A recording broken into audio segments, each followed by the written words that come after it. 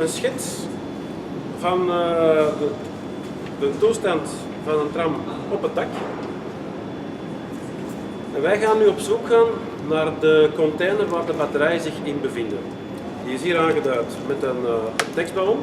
Is er iemand die aan de hand van dit schema kan zeggen in welk gedeelte van het dak dat de batterijen zich bevinden? Wagendeel 2, ja.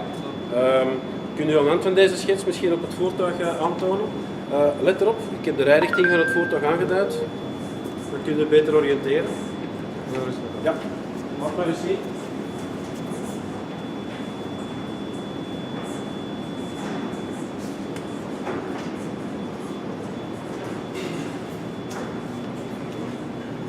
Ja, inderdaad. Dus de Bart heeft dat goed gezien. Dus er zijn documenten voorhanden, als je iets niet weet. En je hebt geen collega voorhanden, dat die ook kunnen helpen om iets te lokaliseren op het voertuig. Goed. We gaan vandaag het nog eens hebben over de batterij. Hebben jullie van de vorige les onthouden hoe een batterij werkt? Oliver? Ja. Kan u mij eens zeggen, wat weet u van een batterij in een voertuig? Die om lading te bewaren. De rest kan u niet horen, Ja. alsjeblieft. Ja? Die batterij wordt opgeladen en de lading wordt er behouden. Ja? Voor eventueel backup te zorgen, dat is een spanningsval of spanningspiek te opvangen en al. Ja. Dus dat dient ook Ja. daarvoor. Nog zaken die we weten? Goed, geen probleem. Ik zal het even tonen. Let op, het dak dat we gaan betreden, dat is op zich vrij hobbelig. Er zijn structuren aanwezig waardoor dat je zou kunnen vallen. Let daar altijd voor op.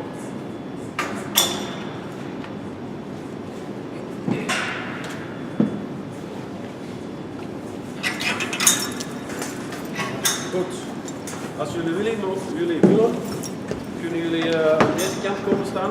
Dan kunnen jullie kijken naar mijn uitleg. Dus de sloten op de achterloper bevinden zich aan deze zijde. Let op de vergrendeling, dat de bak niet op u kan vallen. Dus voilà, dus dit zijn de batterijen die in onze voertuigen gebruikt worden. De les die ik vandaag aan jullie ga vertellen is een controle van het batterijniveau van de vloeistof die er zich in bevindt. Rashid, weet jij nog de benaming van die vloeistof? Loog. Loog. Ja, dat is een goede benaming. Een andere correcte benaming is elektrolyt. En mag ik alleen vragen of er iets geweten is van de samenstelling van die vloeistof? Dat is een gedeelte zwavelzuur Ja. en een gedeelte demineraliseerd water. Ja, inderdaad. Kan er iemand, weet er iemand waarom dat niveau wel eens kan verschillen? Ja? Dat de cassette als je finaal eruit gekomen met de lucht, dat is af te voelen. En dan vermindert dus capaciteit van de trein. De vraag was of dat je weet waarom dat er schommelingen zouden kunnen ontstaan in het niveau. Dat Ja. is druk verdampen. Dus tijdens de opbouw van de trein ontstaat er een reactie. Ja. Er komt waterstof bij. Ja. Dat verdampt eigenlijk. Ja. Inderdaad. Ik kan je ook nog eens bij vertellen, moest een batterij zich in een ontladen toestand bevinden, dan gaat ook de dichtheid van die vloeistof veranderen. Dus een batterij die opgeladen is, waar is de dichtheid van de vloeistof iets groter, dus gaat het niveau automatisch een beetje stijgen. Een batterij die ontladen is, gaat het niveau van zakken. Let daar goed voor op, want ik heb eens een keer meegemaakt, in het werkhuis werd er een nieuwe batterij geleverd voor een forklift. De persoon die belast was met het onderhoud van die batterij was ontladen. De persoon dacht, de batterij is onder het niveau gegaan, ik moet die bijvullen. Die heeft dus effectief alle batterijcellen op het maximum bijgevuld, heeft dan de lader ingeplucht. Wat is er gebeurd? De dichtheid van die vloeistof is gewijzigd. De batterij is beginnen overkoken en eigenlijk heel de omgeving van de forklift en de forklift zelf die werden besmeurd met dus, de elektrolyt. Dus let daar ook voor op. Vul niet zomaar bij. Wees verstandig. Nu, dit voertuig heeft recent nog gereden. Er waren geen batterijproblemen. We gaan er in dit geval vanuit dat de batterij opgeladen is. Oké. De aanduiding die op de batterij die kan afgelezen worden, die het de mensen niet doen,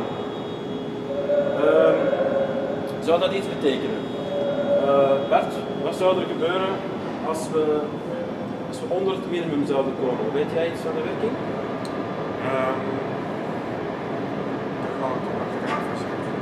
Ja. En is daar ook een verklaring voor? Waarom? Ja. Dus inderdaad, de vloeistof zakt onder het gedeelte waar de lamellen zich bevinden.